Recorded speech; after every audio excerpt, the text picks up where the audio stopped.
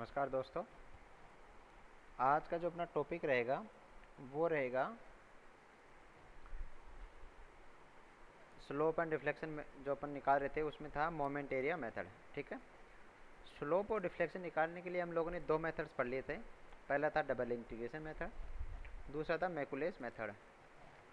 जो last chapter था, last topic था, या कह सकते हो लास्ट वीडियो था, उसमें मैंने बताया था मैकुलेस मेथड, जो कि अपने क्या है, डबल इंटीग्रेशन मेथड का ही एक एडवांस रूप है। ठीक है कि नहीं। तो आज का जो अपना टॉपिक है वो रहेगा मोमेंट एरिया मेथड। ठीक है। तो मोमेंट एरिया मेथड में सबसे पहले solving indeterminate structure such as a moment distribution method, slope deflection method, distribution method, ETC moment area method is another one. मतलब आपको स्लोप एंड डिफ्लेक्शन निकालने के लिए जैसे कई सारे मेथड्स हैं, उसके अलावा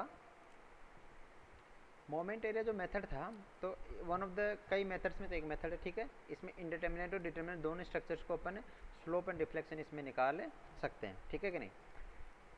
जो मोमेंट एरिया मेथड्स है वो डेवलप किया गया था ओट मोहर के द्वारा।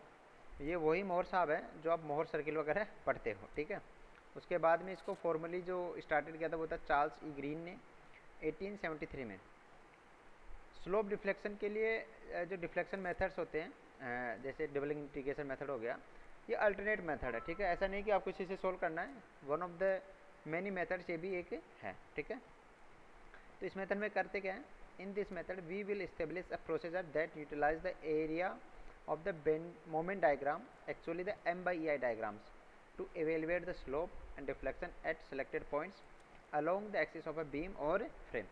तो इसमें बेसिकली जो होता है वो होता है मोमेंट का यूज़। मोमेंट जो डायग्राम होता है किसी बीम का, तो उसमें अपन जो लोडिंग होती है किसी बीम पर वो दिखाते हैं अपन, या जो मोमेंट का एरिया होता है उसको m बाई ई शो करते हैं। ई आई क्या हो गया, इसकी स्टिफनेस हो गई for the deflection and the slope. ठीक है। तो एम बाई ए आई जो होता है उसका डायग्राम बनाते हैं, और उस डायग्राम का अपन को एरिया और उस एरिया का मोमेंट, ये दो चीज़ें अपन को रिक्वायर्ड होती है इस मेथड में। ठीक है कि नहीं। तो ये दो चीज़ें अपन को रिक्वायर्ड होती है। तो थोड़ा आगे चलते हैं इसमें।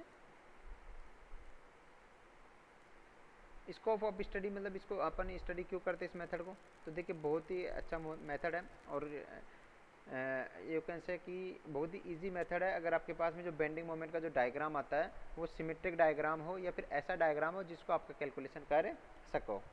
देखिए जो मोमेंट का जो डायग्राम बनता है वो बनता है लोडिंग के आधार पे। अगर पॉइंट लोड है तो लीनियर बनेगा।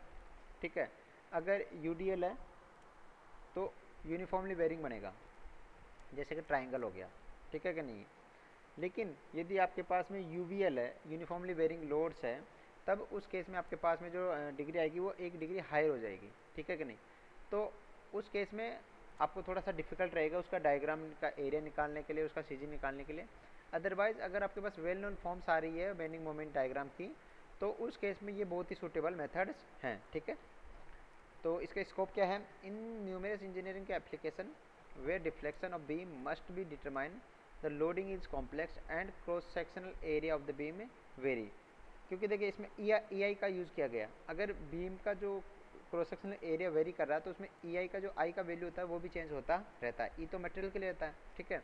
तो उस केस में ये बहुत ही ज़्यादा यूज़फुल है।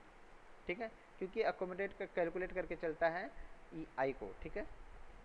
when the superposition technique for determinate indeterminate beam accelerated according to following regions, restrained and continuous beam differ from the simply supported beams mainly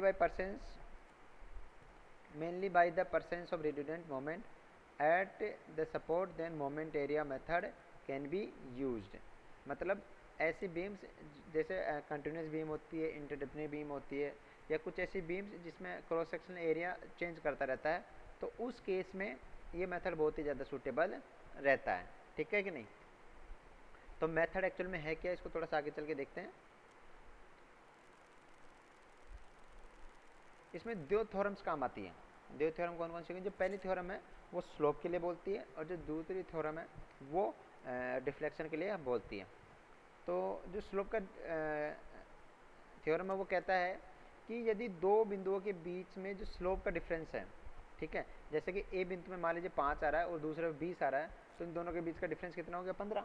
तो theta B minus theta A will be equal to the area between area of M by E I diagram between these two points, ठीक है। यानी दो बिंदुओं के बीच में slope का जो डिफरेंस होगा वो उन दोनों के बीच में M by E I diagram के एरिया के बराबर होगा। सिंपल सा थ्योरम है। तो आपको क्या करना है, सबसे पहले तो इसमें जो मोमेंट होगा उसका डायग्राम आपको बनाना है, ठीक है। उसके बाद भी जो थ्योरम है अप्लाई करनी है। तो पहली थ्योरम कहती है कि द चेंज इन स्लोप, मतलब ए बिंदु और बी बिंदु के बीच में जो स्लोप का डिफरेंस रहेगा, any two points on the elastic curve equals to the area of m by ei diagram between these two points, ठीक है। इसका न्यूमेरिकल है वो है theta B with respect to A, मतलब ए के रेस्पेक्ट में बी का जो थीटा आएगा will be equals to A से बी का integration of M by E I D X, मतलब जो मोमेंट बाई ई आई का जो डायग्राम है उसका एरिया किसको रिप्रेजेंट करता है, स्लोप में डिफरेंस को, ठीक है कि नहीं। इसका जो दूसरा थ्योरम है वो डिफ्लेक्शन के लिए है। तो वो कहता है कि vertical deviation of the tangent at a point A on the elastic curve with respect to the tangent extended from B equals to the moment of the area under M by E I diagram between the two points A and B. This moment computed about a where the deviation is to be determined।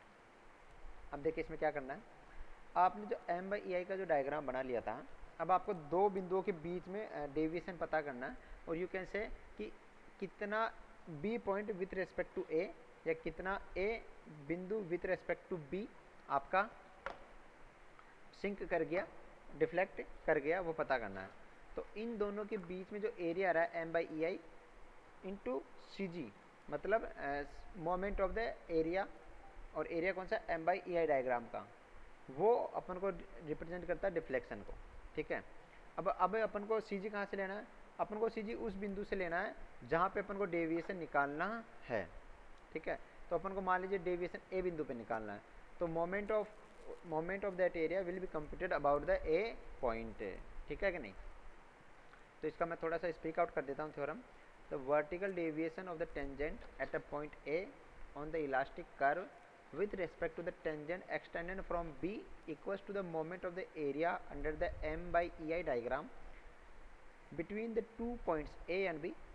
This moment computed about point A where the deviation is to be determinant, मतलब जहाँ पे अपन को deviation निकालना है उस बिंदु के सापेक्ष में या उस बिंदु के रेस्पेक्ट में अपन को मोमेंट एरिया लेना है, ठीक है। चलिए आगे चलते हैं। ये थ्योरम आगे कंटिन्यू करेंगे। तो देखिए इसमें कुछ नहीं बता रखा, अब आपको बता रखा है कि इसमें कैसे आपको कैलकुलेट करना है, ठीक है। तो this method requires an accurate sketch of the deflected shape.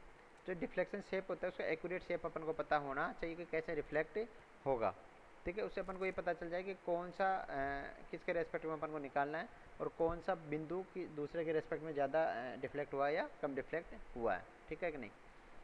Theorem 1 is used to calculate a change in slope between 2 points on the elastic curve and theorem 2 is used to compute the vertical distance called the tangential deviation, या फिर कह सकते हो deflection between a point on the elastic curve and a line tangent to the elastic curve at a second point.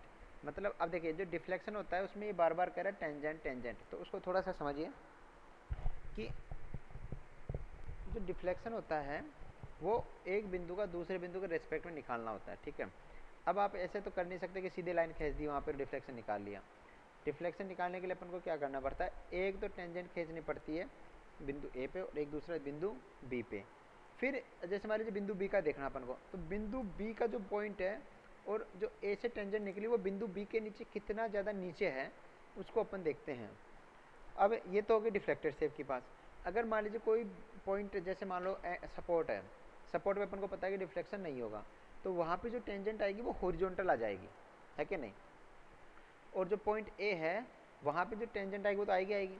अब ए से जो vertical distance आ जाएगी horizontal वाली, वो अपने पास डिफ्लेक्शन हो जाता है, ठीक है। तो ये तो तब हो गया जब आपके पास में एक पॉइंट अपनी इनिशियल पोजीशन पे है और डिफ्लेक्शन वहाँ पे 0 है, ठीक है कि नहीं। चलिए थोड़ा सा और आगे चलते हैं। अभी इसका प्रोसीजर है, तो देखिए प्रोसीजर में क्या है। सबसे पहले तो देखिए कोई सा भी अगर डिटर्मिनेंट स्ट्रक्चर है, कोई सा भी मेथड है, तो उसमें आपको रिएक्शंस निकालना बहुत ज़रूरी है। तो determine the redundant reaction that establish the numerical values for the bending moment diagram, divide moment diagram by EI, plot the value and sketch the M by EI। सबसे पहले क्या करना है कि आपको जो रिडंडेंट स्ट्रक्चर्स है, रिएक्शंस है, उसको निकालो, ठीक है। उसके बाद में वहाँ पे मोमेंट कैलकुलेट करो और moment by EI, M by EI का जो डायग्राम है उसकी वैल्यूज कैलकुलेट करके उसको स्केच के थ्रू दिखा दो, ठीक है कि नहीं। इलास्टिक कर्व ड्रॉ करना होता है। इलास्टिक कर्व क्या हो गया, इलास्टिक कर्व का मतलब हो गया वो डिफ्लेक्टेड शेप को जो रिप्रेजेंट करता है उसको इलास्टिक कर्व अपन बोलते हैं अंडर द न्यूमरस लोडिंग, ठीक है। तो अलग अलग लोडिंग में वो क्या होता है, डिफ्लेक्टेड शेप रहेगा उसका। Draw an exaggerated view of the beam's curve, recall the points of zero shape slope occur at fixed support and zero displacements occurs at all fixed pin and roller supports। मतलब deflected shape क्या करता है, and condition को भी represent करते हुए दिखाता है, ठीक है। मतलब जो स्लोप होता है वो फिक्स सपोर्ट भी 0 होता है, अपन को पता है, वहाँ पे डिफ्लेक्शन भी 0 होता है। और डिस्प्लेसमेंट पिन चाहे सपोर्ट कोई सा, वहाँ पे डिस्प्लेसमेंट का मान 0 ही होगा। तो जो इलास्टिक कर्व होता है वो इन कंडीशन को सेटिस्फाई करते हुए बनाया जाता है, ठीक है। It becomes difficult to draw a general shape of the elastic curve, use the M by EI diagram, ठीक है। Realize that when the beam is subject to a positive moment, the beam bends curve up, subject to negative moments। मतलब अपन को ये देखना है जो elastic curve आता है वो कौन सी लोडिंग के आधार पर किस तरह से डिफ्लेक्ट होगा, ये अपन को ध्यान में रखना है। जैसे अगर होता है ना डाउनवर्ड जो होता है वो कॉनकेव अप मोमेंट को दिखाता है, मतलब सैगिंग होता है, सैगिंग को अपन पॉजिटिव लेके चलते हैं। तो इलास्टिक कर्व बनाते समय इस बात का ध्यान रखा जाता है, ठीक है। अब प्रोसेस टू कैलकुलेट डेविएशन, अब कुछ ही नहीं करना, देखो प्रोसेस सिंपल सा है। आपको सबसे पहले तो रिएक्शन निकालो, रिएक्शन के बाद में मोमेंट निकालो, मोमेंट का डायग्राम बनाओ, फिर उसके बाद में M बाई EI के वैल्यू कैलकुलेट करो और M बाई EI का स्केच आप बनाओ। जब ये सब स्केच बन गया उसके बाद में theorem number 1 for slope and theorem number 2 for deflection आपको यूज करना है, ठीक है। After applying either theorem 1 or theorem 2, the algebraic sign of the answer can be verified from the angle of deviation as indicated on the elastic curve। अब elastic curve का significance यहाँ समझ में आता है कि जब आपके पास में फाइनल आंसर आ गया तो वो आंसर पॉजिटिव है या नेगेटिव, देखिए वैल्यू तो आ जाएगी लेकिन आपको पॉजिटिव है या नेगेटिव वो दिखाने के लिए आपको इलास्टिक कर्व से वेरीफाई करना पड़ेगा, ठीक है कि नहीं। जब इलास्टिक कर्व से वेरीफाई हो जाएगा तो अपना आंसर करेक्ट हो जाएगा, ठीक है। अब ये आपके पास में है एक इक्वेशन, इक्वेशन, इसमें क्या करेगा, maximum deflection downward of the small aluminium beam shown in the figure due to an applied force P will be equal to 60 kilonewton, the beam constant flexure rigidity EI will be equal to 60 Newton. तो EI का value दे दिया और P का value दे दिया और आपको maximum downward deflection पूछा है कि ज़्यादा से ज़्यादा डिफ्लेक्शन कहाँ पर होगा, ठीक है कि नहीं। तो मैक्सिमम डिफ्लेक्शन जहाँ होगा जहाँ पे moment of that M by EI diagram area भाई M बाई EI डायग्राम के एरिया का जो मैक्सिमम मोमेंट होगा उससे आप पता कर सकते हो। तो एक सिंपल सा क्वेश्चन है, इसको आप लोग ट्राई करिएगा, ठीक है, हो जाएगा। हम लोग अगले लेक्चर में कोशिश करेंगे जो आपको तीनों मेथड पढ़ाए गए हैं, डबल इंटीग्रेशन मेथड, मैकुलेज मेथड और ये वाला मेथड है जो अपना मोमेंट एरिया मेथड, उसके क्वेश्चन सोल्व करें। अगर आपकी कोई क्वेरीज हो तो पूछ लीजिएगा, ठीक है। चलिए थैंक यू।